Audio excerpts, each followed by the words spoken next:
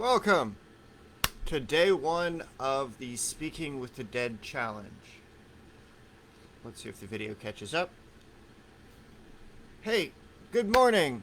Welcome to day one, Speaking with the Dead, a challenge for people that are learning the modern techniques of necromancy. This is going to be a challenge for you, my friends. At least I hope so. I'll keep these videos nice and short so that way what you get up to is actual practical necromancy in the modern era.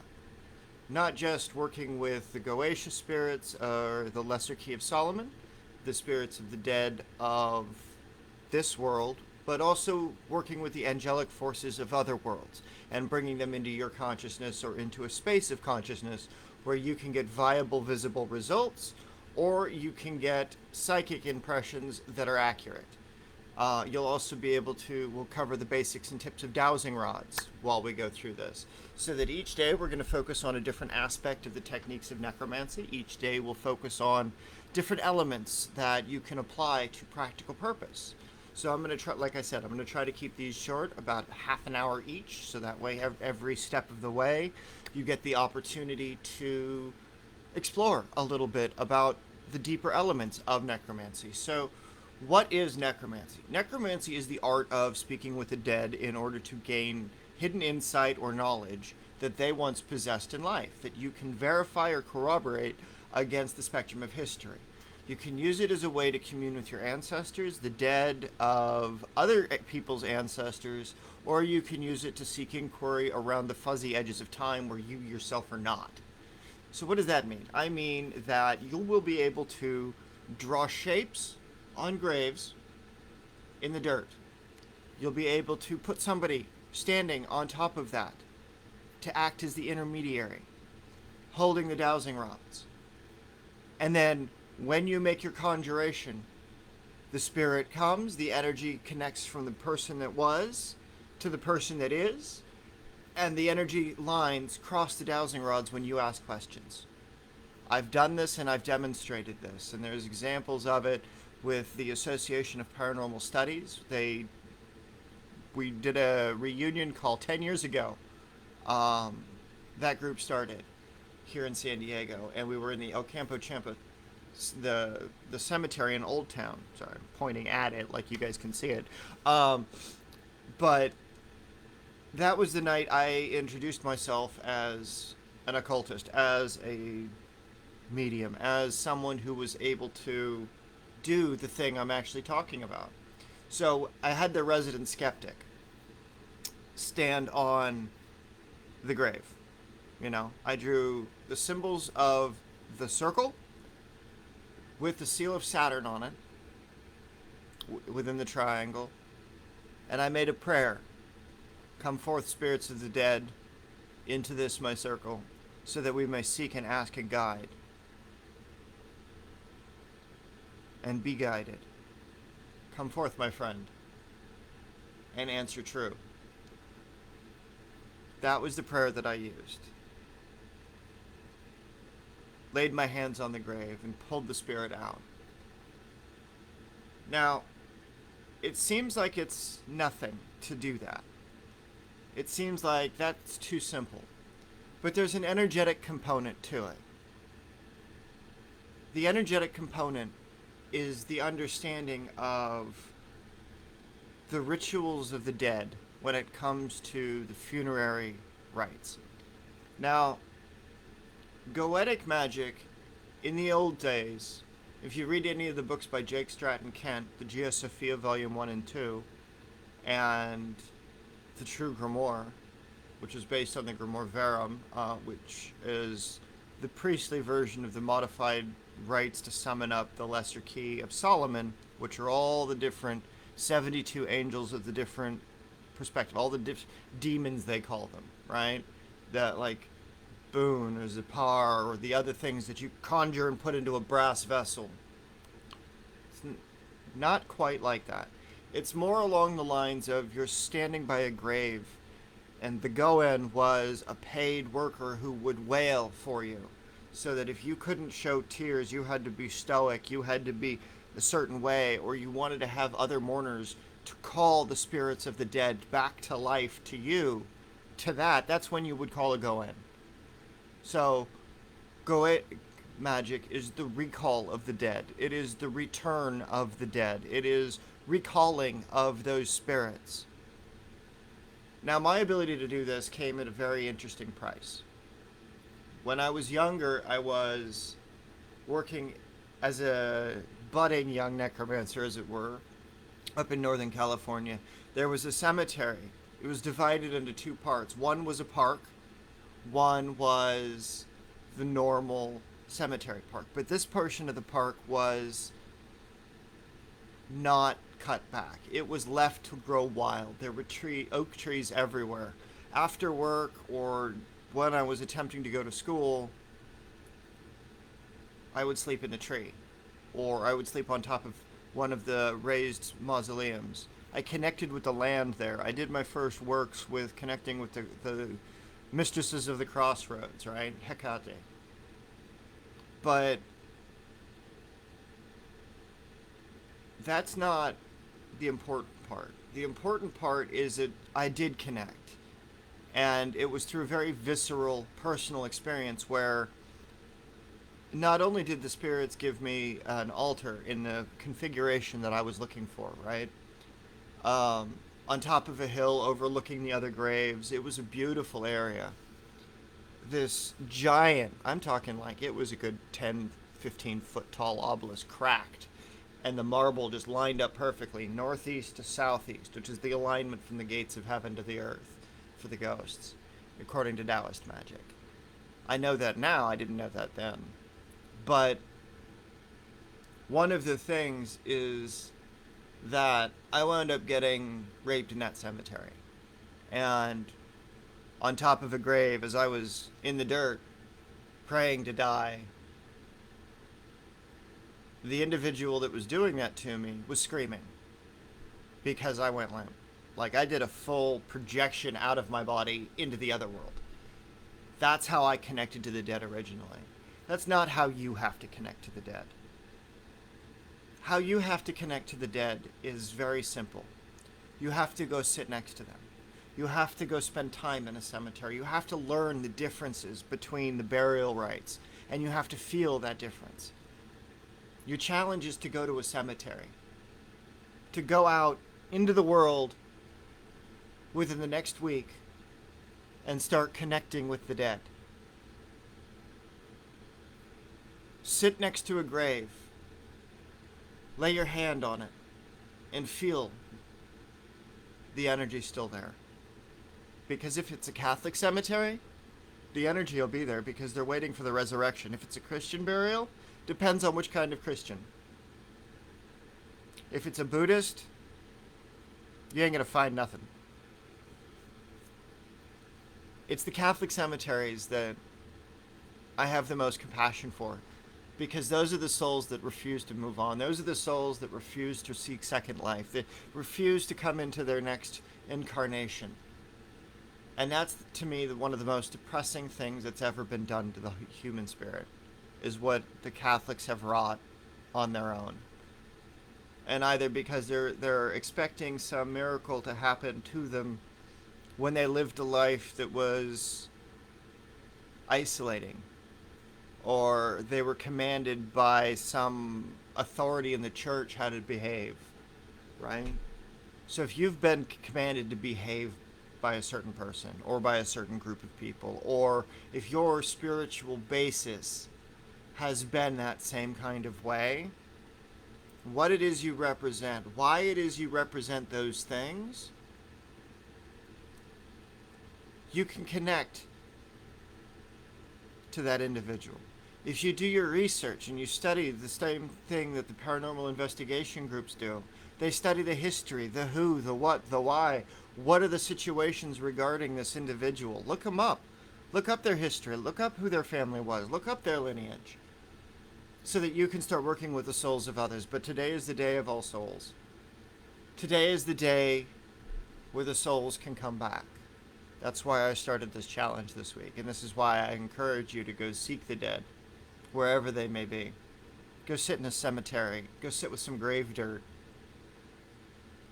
That's your first step in connections.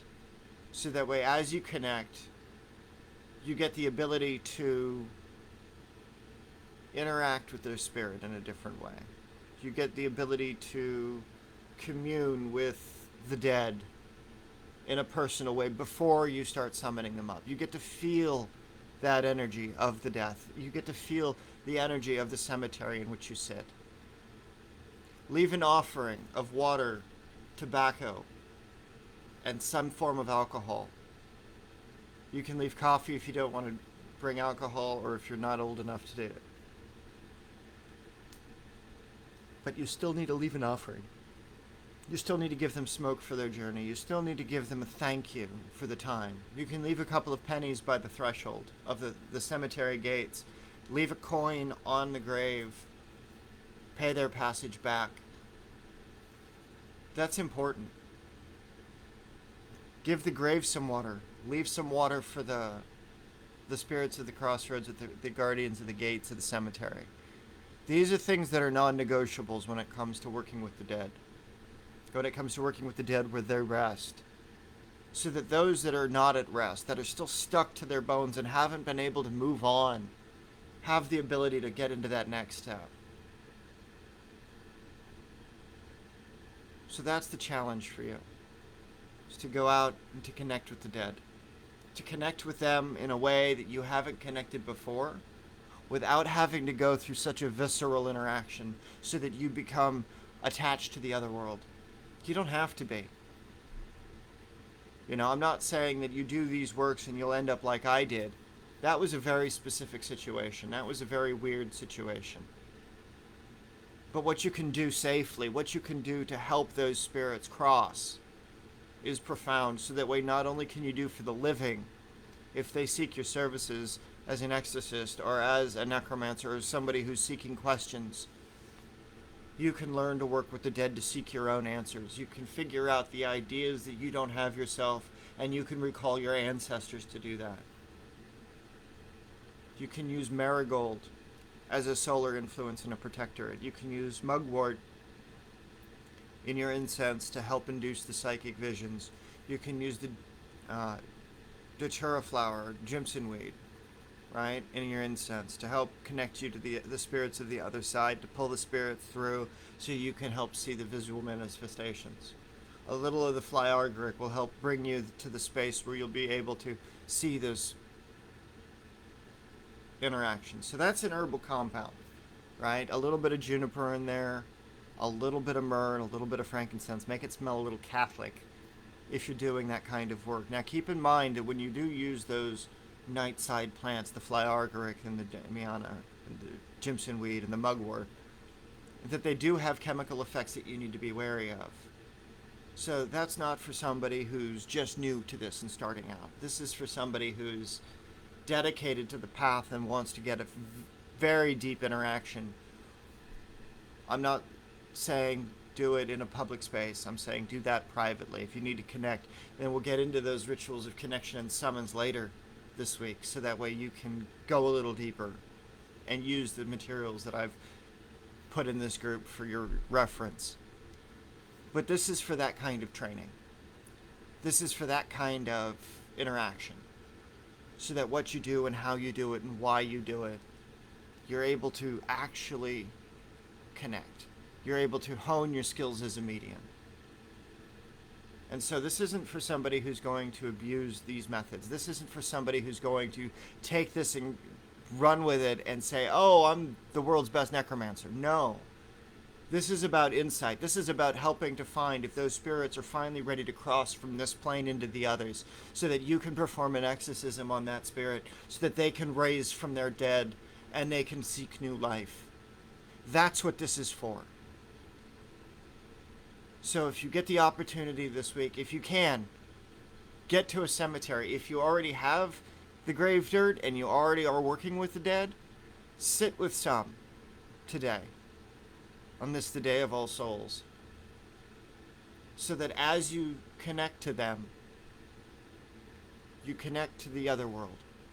You connect to the earth that holds the souls of the dead, that all dirt is our ancestors, all trees, all forms of life are different forms of spirit interacting in the ways of life, so that if they didn't have a good life, they could become a butterfly.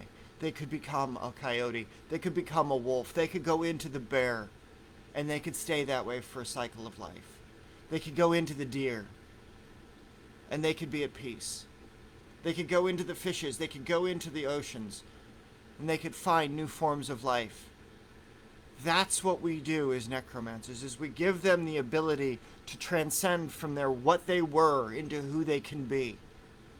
And we do it externally. We do it with the ritual. We do it with the moment. We do it with the crying by the graveside, by connecting with them in a different way. So that's what I want you to do for today. Very simple task. Visit a grave. Visit a cemetery. Collect some dirt. Take a little Ziploc bag. Take a little shovel if you have to. Be discreet. You know, if you disturb the grass, go under the grass, carve out a little space, bring water with you. Go under it. Put a little in a bag. Put the grass back. Make it look pretty. Water the grass. Feed the spirit. Thank the spirit. Turn. Stand up. Turn around. Walk to your car. Walk to the gates. And drive. Don't look back. Very important. Do not look back. Do not bring them with you. Do not be mournful of the ones that you were leaving behind. When you connect with that dirt, when you're connecting with that place, you'll be able to feel it, even if you're not there. So I'm going to leave you with that today, my friends. That is your assignment for this week, is to go to do that.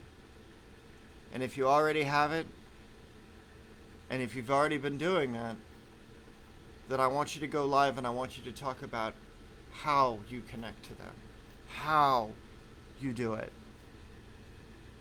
What energies did you feel when you were there? Was it sadness? Was it hope? Did you feel the tingle up your arms when you laid your hand on the earth? When you could feel the body of the life that was and that is no longer? What was the faith of the person? Were they in the Jewish part? Were they in the Islamic part? Were they in the Christian or Catholic part? So many times our pagan brethren are forced to be unidentified. There is no pagan resting place. There is no space for us in the modern world. And that's a shame. And that's something that needs to change. We need to get our gardens built. We need to build our communities. We need to be able to choose where we go and how we go.